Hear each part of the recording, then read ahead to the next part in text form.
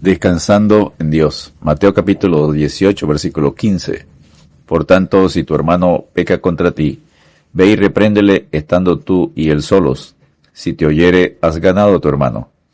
La voluntad de Dios para su pueblo es una vida en santidad, pues la voluntad de Dios es vuestra santificación. 1 Tesalonicenses capítulo 4, versículo 3.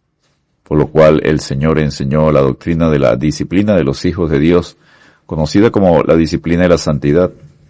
El Señor enseñó a los discípulos, junto con la restauración, la necesaria corrección para quien no camina correctamente.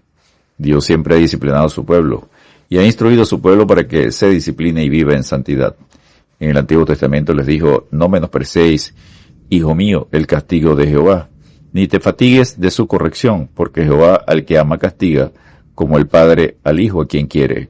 Proverbios capítulo 3, versículos 11 y 12.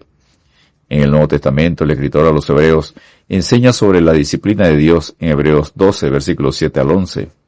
Dirigiéndose a creyentes, Santiago escribió: pecadores, limpiad las manos, y vosotros los de doble ánimo, purificad vuestros corazones, afligíos y lamentad y llorad.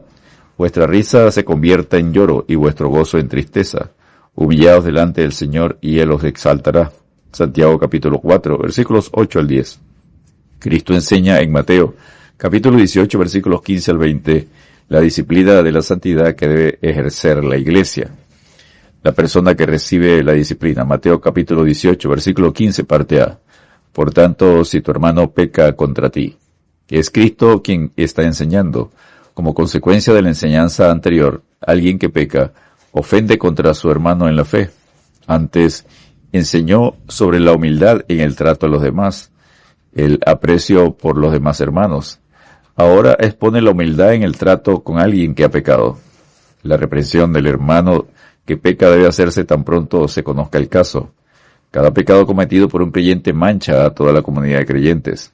Trátese de calumnia, hurto, chisme, inmoralidad sexual, deshonestidad, error doctrinal, falta de sumisión, crueldad, blasfemia, vulgaridades, borrachera o cualquier otro.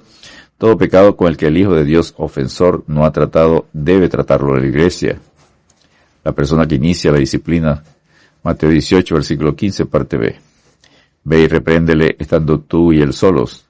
La persona responsable por iniciar la disciplina es cualquier creyente que esté consciente del pecado de otro creyente.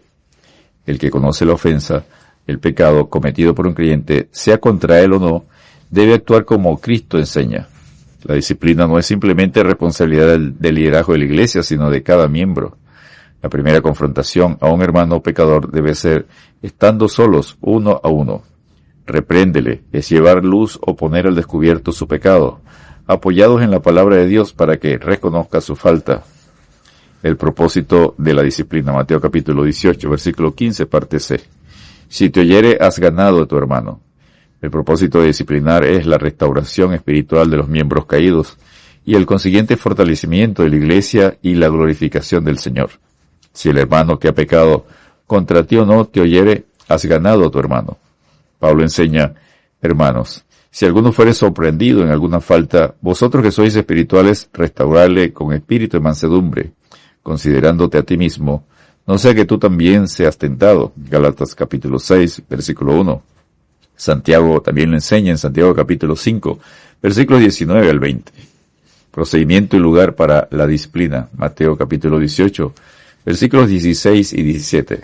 Mas si no te oyere, toma aún contigo a uno o a dos, para que en boca de 2 o 3 testigos conste toda palabra.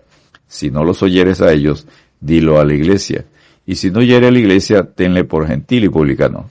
Este procedimiento básico de hacer constar toda palabra en un conflicto o en una denuncia de conducta inapropiada, lo había establecido Moisés en Deuteronomio 19, versículo 15. Y por tanto, lo conocían todos los judíos. Los testigos son para la protección tanto a los líderes de la Iglesia como a otros creyentes contra maltrato y acusación injusta en la disciplina. 1 Timoteo capítulo 5, versículos 19 y 20.